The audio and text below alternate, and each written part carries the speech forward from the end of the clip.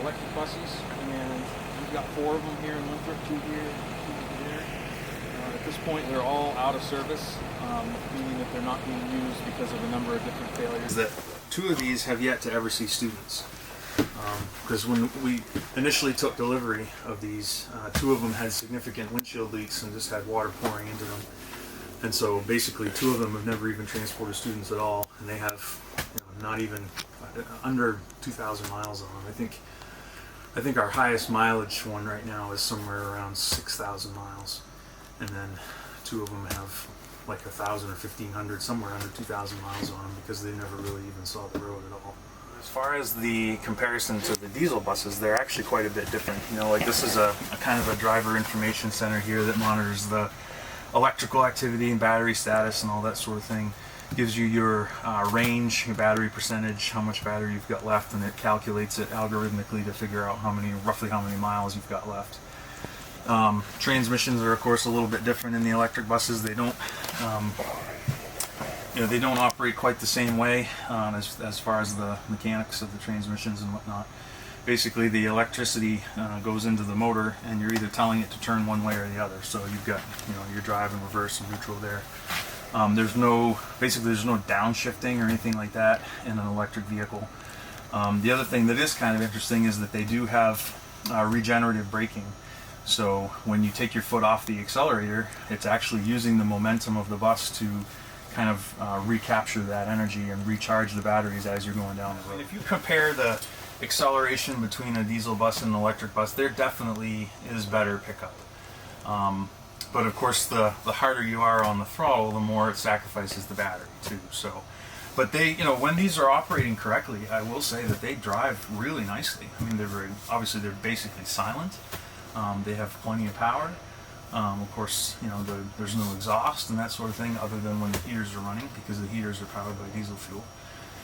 But they are really nice to drive when they're operating correctly. I went through the training with the manufacturer to be able to teach all the drivers the training and run through all the safety features and that sort of stuff with them. So I've spent quite a bit of time driving them myself through the training process, and then I've also been doing most of the test driving as we've been having issues with them, sort of getting them fixed and then test driving them before they go back on the road to make sure that they're safe and operational and that sort of thing. Unfortunately, some of that test driving was successful in so much as we were able to try to put some of the buses back on the road. Some of the test driving again revealed more issues that had to be corrected. But ultimately we did try to put all 4 of them back on the road recently, and yet again had more failures with them. So at this point they're parked. The width of this bus is quite a bit wider. It's about 18 inches wider, if I remember correctly, compared to the regular buses. They had to actually do that. They had to expand the frame rails a little bit to be able to accommodate putting the batteries between the frame rails, because that's kind of the safest place to tuck them to keep them protected. Which means that you ended up with quite a bit more room here, and it gives a little bit easier access for students to be able to move in and out. There's plenty of height, as far as, I'm 6'4", and I can stand up and still have some headroom. And there's plenty of width in the aisle. The other thing that's interesting about these is that they have fiberglass bodies. And they did that in part of an effort to reduce the weight. What they found is that the batteries and the electrical system add a lot of weight to the vehicle. But in order to sort of increase the efficiency of it, they made the bodies themselves lighter to kind of compensate for that extra weight and to kind of make them more efficient and give them better range. The thing to consider is that even when these aren't actively being used, they still have to be plugged in.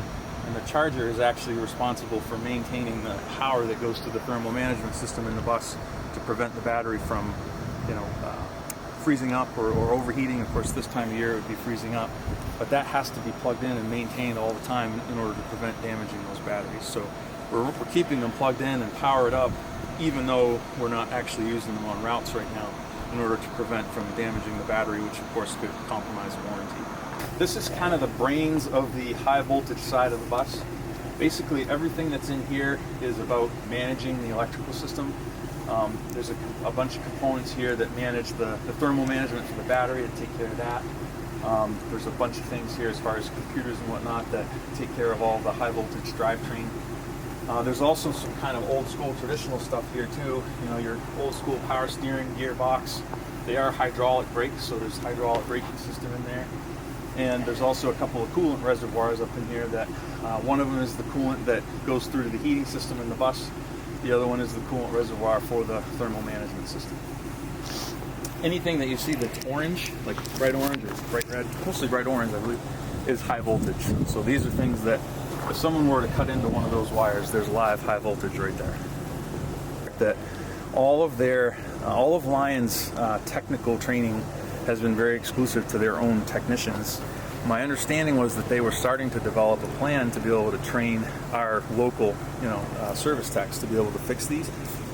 They never got to that point, so at this point, there's really nobody that's trained to be able to fix them other than their own people. And they've only got 160 people left on their staff worldwide, down from 3,000 some odd, a couple of years ago. There is a regular 12-volt electrical side of all these buses, just like a regular vehicle. But you've also got the high voltage 440-volt side.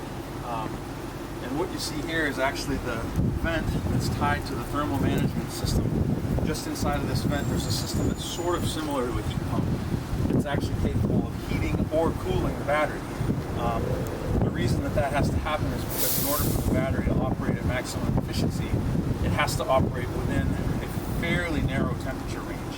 So when it's really cold out like it is now, or in the summertime when it's really hot, the battery's going to lose efficiency really, really fast, and it's not going to give you the same range. So this thermal management system, even when the bus isn't running, just by nature of having the bus plugged into the charger, the thermal management system is going to try to basically keep the battery either warm or cool to a temperature that makes it ideal for operation.